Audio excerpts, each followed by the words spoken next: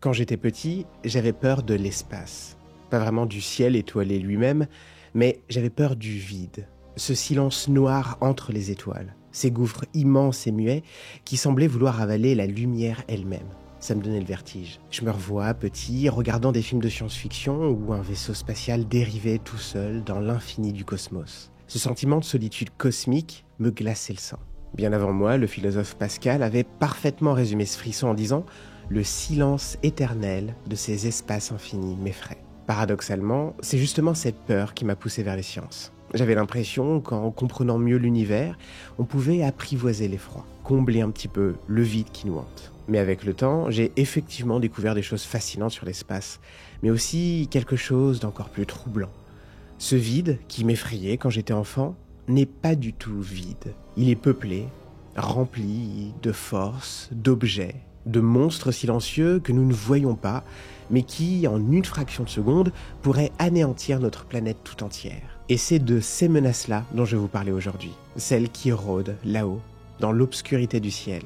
Celles dont la science commence à peine à comprendre, et parfois à défier. Alors, asseyez-vous confortablement. Oubliez un instant le ciel étoilé romantique. On part explorer les cauchemars du cosmos. Commençons par ce qui est peut-être le danger spatial le plus connu.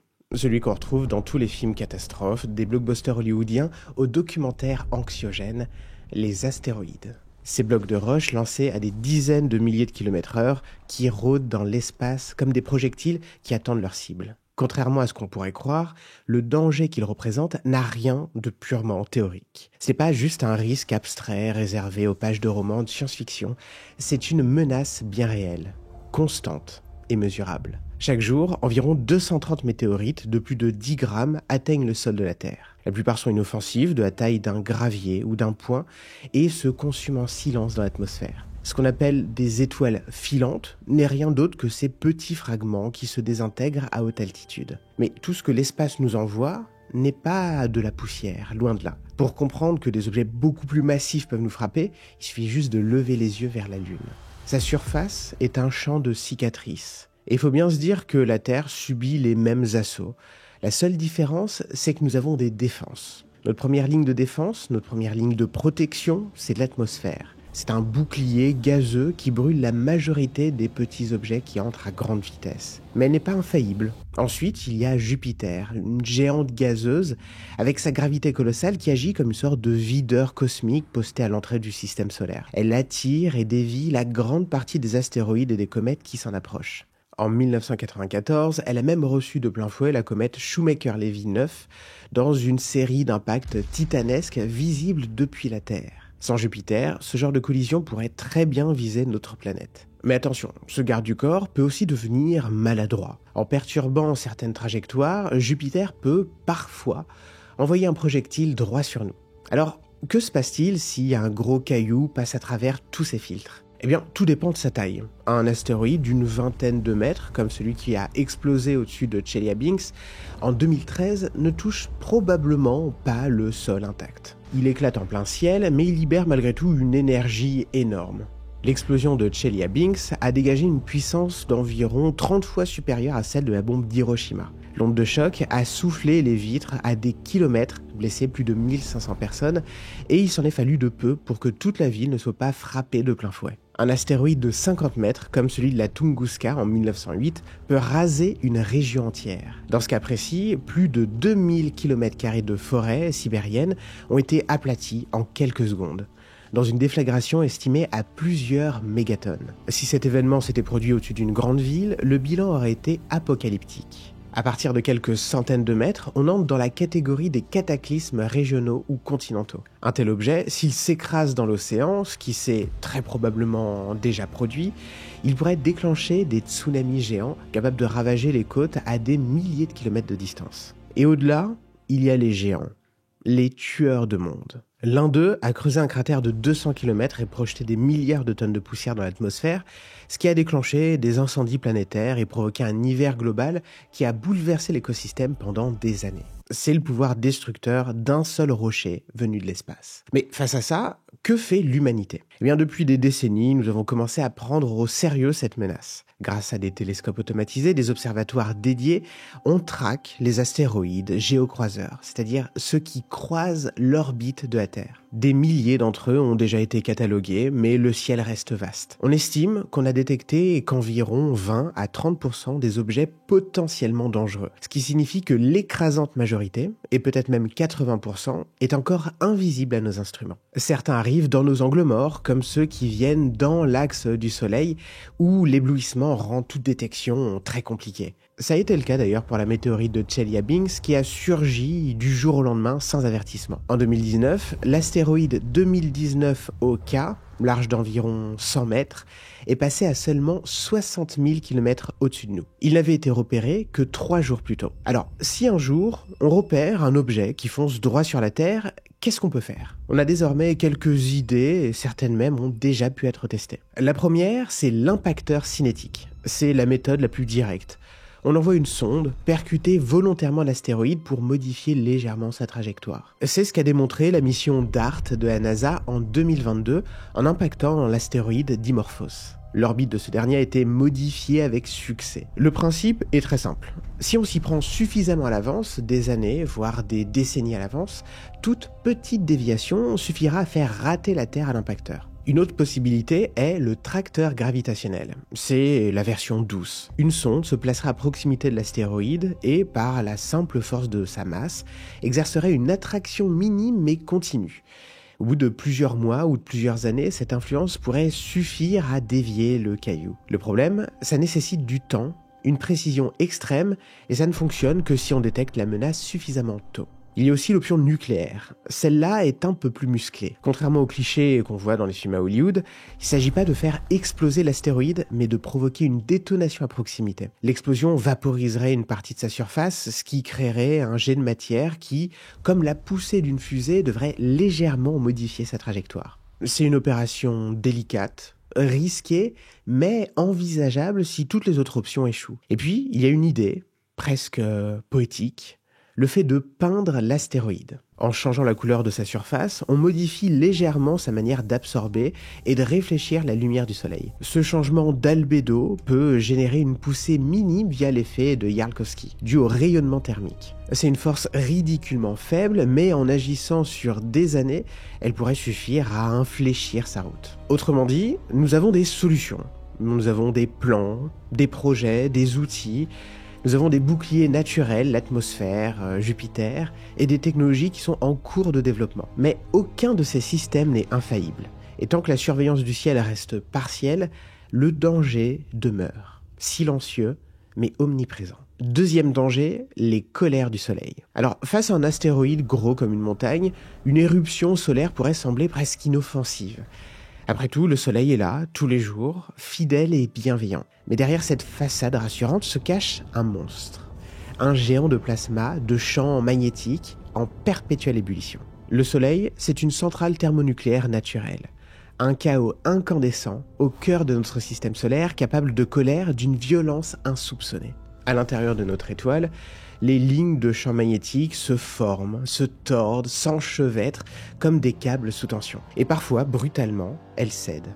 Elles cassent, puis elles se reconnectent en provoquant au passage un éclat d'énergie pure. C'est ce phénomène qu'on appelle une éruption solaire. C'est une explosion gigantesque à la surface du Soleil qui libère instantanément des rayons X, des particules chargées et souvent un gigantesque nuage de plasma magnétisé. Ce nuage, lorsqu'il est projeté dans l'espace, devient une éjection de masse coronale.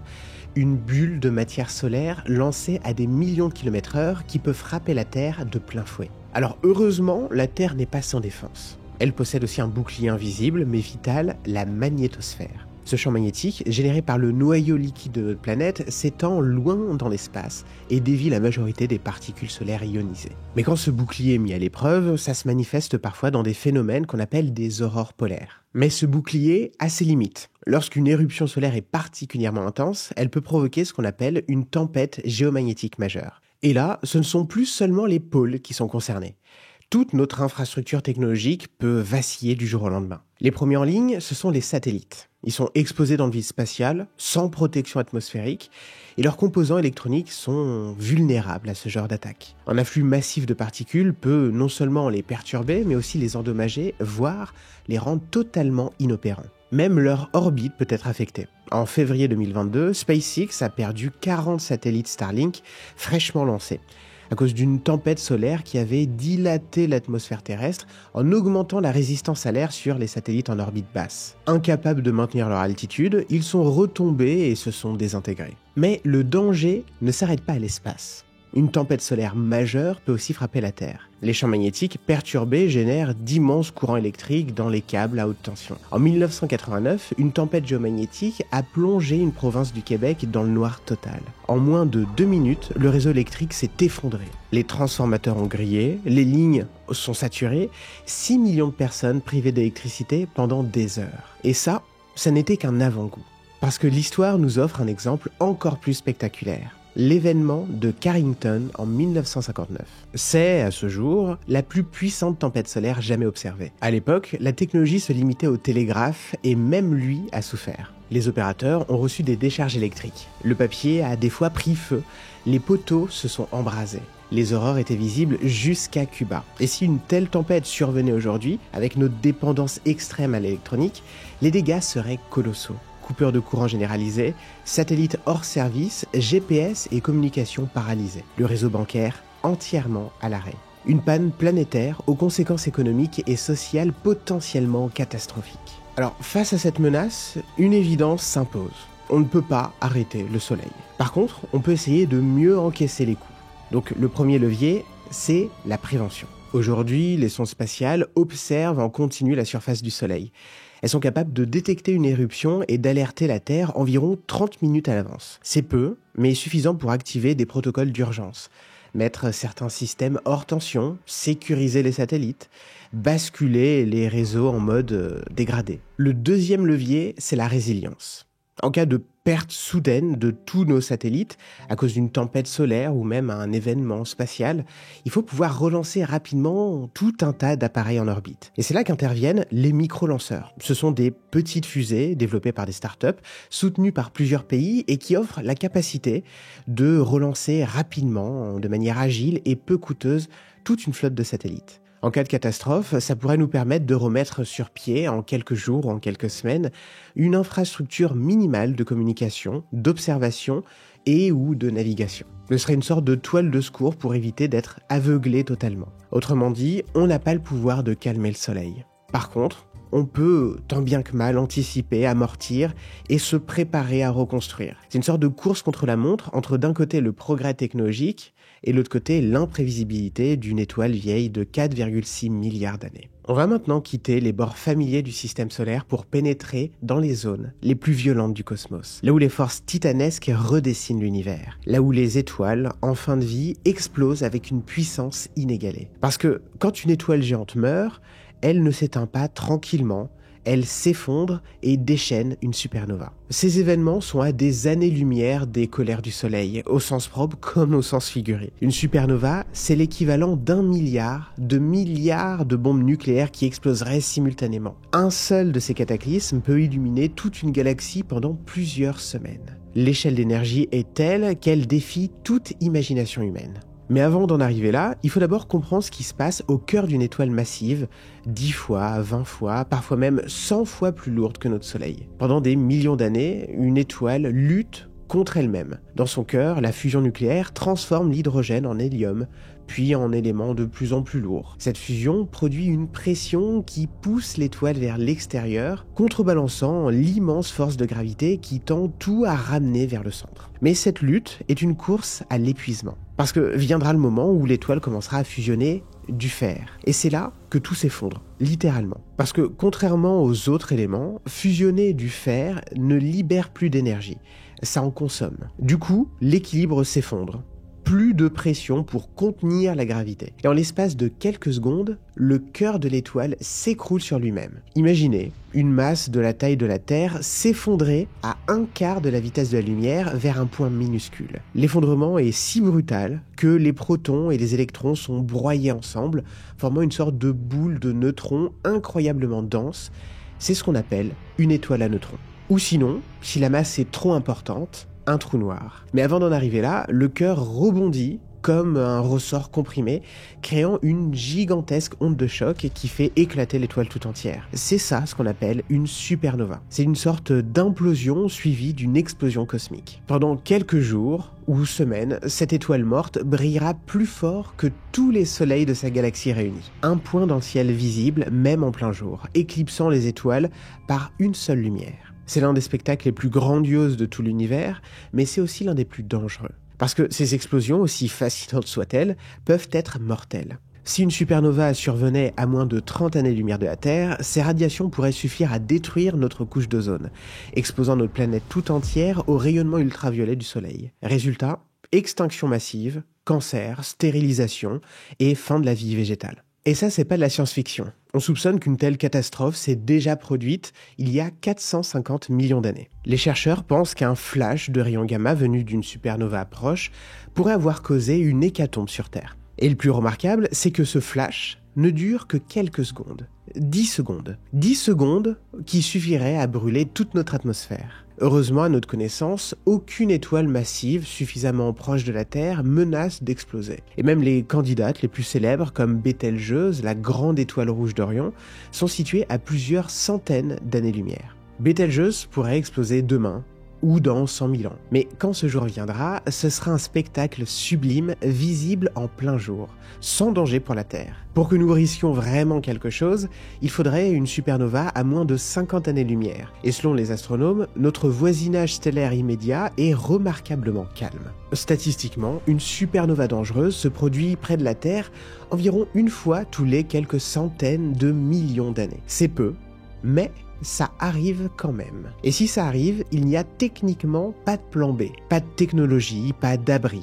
Juste un flash venu de l'espace, suivi d'une extinction. Mais c'est pas tout. Certaines étoiles géantes dépassent encore ce seuil. Elles peuvent générer non seulement des supernovas, mais aussi des hypernovas. Et dans certains cas, cette explosion s'accompagne d'un faisceau de rayons gamma ultra concentrés, c'est ce qu'on appelle un sursaut gamma. C'est le phénomène le plus lumineux de tout l'univers observable. C'est un jet de mort pure. S'il venait croiser notre trajectoire à quelques milliers d'années-lumière seulement, il pourrait irradier la surface terrestre et détruire la chimie de notre atmosphère. Là encore, la probabilité que ce faisceau soit parfaitement aligné avec la Terre est infinitésimale, mais non nulle. En gros, la mort des étoiles est un spectacle à la fois sublime et terrifiant. Heureusement, les statistiques jouent en notre faveur. Et tant qu'aucune étoile menaçante ne s'est encore glissée jusqu'à près de chez nous, on peut dormir tranquille et juste contempler les étoiles en paix. Maintenant, quittons les explosions pour aborder un tout autre type de menace. Pas un cataclysme soudain, pas une lumière aveuglante, mais une entité silencieuse et invisible. Un piège gravitationnel absolu. Ce que l'imaginaire collectif surnomme à juste titre les trous noirs. La plupart se forment suite à l'effondrement d'une étoile très massive. Si la pression exercée par la gravité est trop forte pour que la matière puisse résister, même sous forme de neutrons, alors tout s'effondre en un point infiniment dense, une singularité. Ce point est entouré par une frontière invisible qu'on appelle l'horizon des événements. Toute matière, toute information qui franchit cette limite est perdue à jamais. Un trou noir stellaire typique mesure quelques kilomètres de rayon, mais possède une masse plusieurs fois supérieure à celle du Soleil. Et pourtant, à distance, il n'a rien d'un aspirateur cosmique. Si le Soleil était remplacé par un trou noir de la même masse, eh bien la Terre continuerait d'orbiter normalement.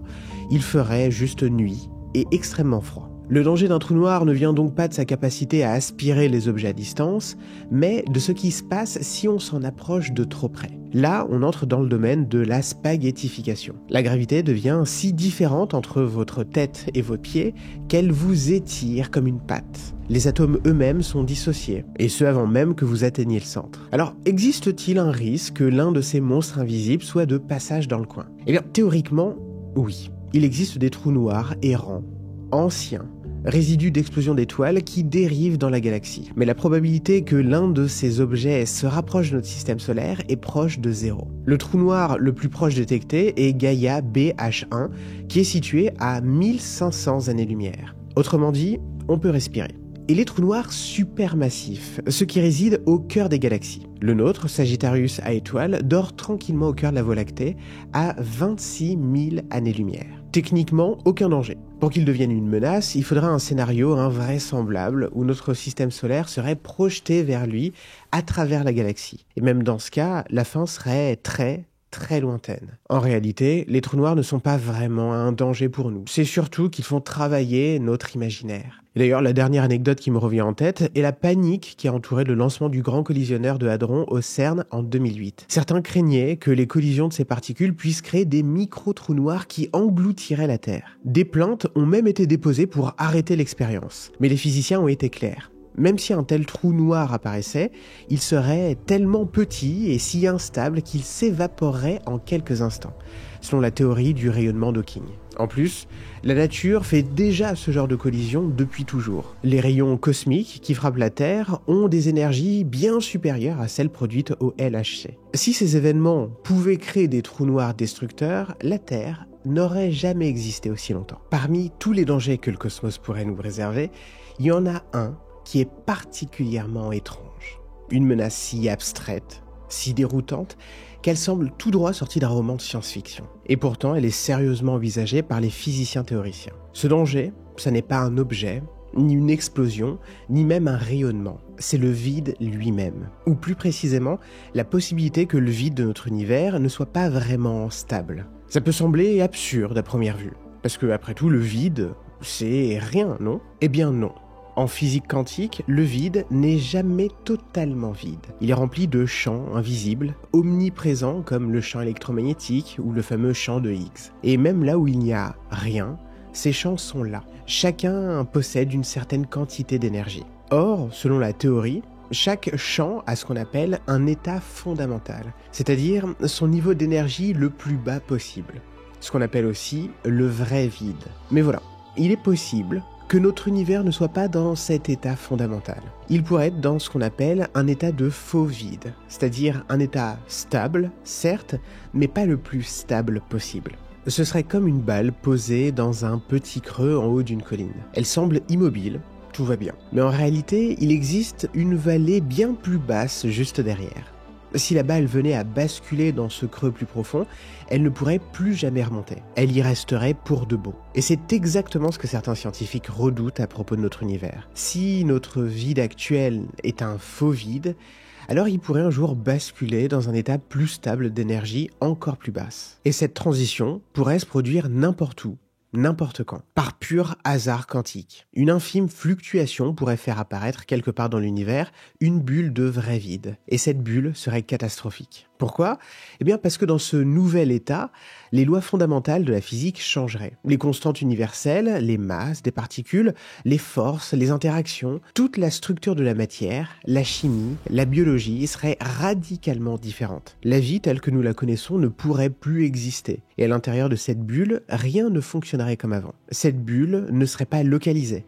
Elle s'étendrait à la vitesse de la lumière, dévorant tout sur son passage, transformant l'ancien univers, le faux vide, en nouveau vide, irréversible. Le plus inquiétant dans cette histoire, c'est qu'on ne pourrait pas le voir venir. Aucun avertissement possible. Aucun signal. Elle frapperait instantanément, à l'échelle de la physique, et transformerait la réalité en une autre réalité, totalement étrangère. En gros, le scénario de fin du monde ultime. La bonne nouvelle, c'est que ce scénario est hautement hypothétique. D'abord, ça repose sur l'idée que nous ne sommes pas vraiment dans un vrai vide, ce qui est loin d'être prouvé. Ensuite, si nous étions dans un faux vide, des calculs indiquent que sa durée de vie serait colossalement longue. D'après les modèles basés sur la masse du boson de Higgs découvert en 2012, notre univers pourrait encore exister pendant plus de 10 puissance 100 années. C'est un chiffre si grand que ça dépasse complètement l'imagination. En comparaison, l'univers actuel n'a que 13 milliards d'années. Autrement dit, si ce danger existe, il est si éloigné dans le temps qu'il n'a aucun impact sur notre vie actuelle. Il y a de grandes chances que l'univers s'étende d'une manière comme par l'expansion. On vient de traverser un petit panorama des différentes menaces cosmiques, des objets errants capables de détruire des villes en quelques secondes, des éruptions solaires qui pourraient éteindre nos réseaux du jour au lendemain, des étoiles mourantes qui pourraient émettre des radiations meurtrières, des trous noirs, et même l'hypothèse théorique que l'univers se désintègre en un instant. Mais ces scénarios ont toute une chose en commun, ils sont soit éloignés, soit improbables, soit gérés ou en train d'être anticipés. Et pourtant, il existe autre chose, un danger d'un tout autre type, un phénomène plus discret, plus diffus, pas un événement soudain mais une évolution, quelque chose qui s'installe lentement et qui s'aggrave sûrement. Ce danger, il altère l'air qu'on respire, il modifie le sol sur lequel on cultive notre nourriture. Il acidifie les océans, détruisant peu à peu les écosystèmes marins. Il fait disparaître les espèces à un rythme bien supérieur à celui des extinctions naturelles. Il provoque des sécheresses, des famines, des migrations. Et dans certains cas, il tue, directement, des humains. Ce danger-là ne vient ni du ciel ni des étoiles. Il ne voyage pas à la vitesse de la lumière. Il n'explose pas. Il s'installe. Il grignote. Il s'enracine. Et surtout, il agit déjà. Ce danger, c'est nous, l'espèce humaine. Par nos choix, par notre rythme, par notre impact, nous avons transformé notre environnement au point d'en dérégler les équilibres fondamentaux. Et contrairement à toutes les autres menaces qu'on a évoquées jusqu'ici, celle-ci est à la fois la plus probable et la plus radicale. En fin de compte, ça n'est peut-être pas ce qui se cache dans l'obscurité de l'univers qu'on devrait craindre le plus, mais notre propre obscurité à nous. Celle que nous projetons sur notre propre planète.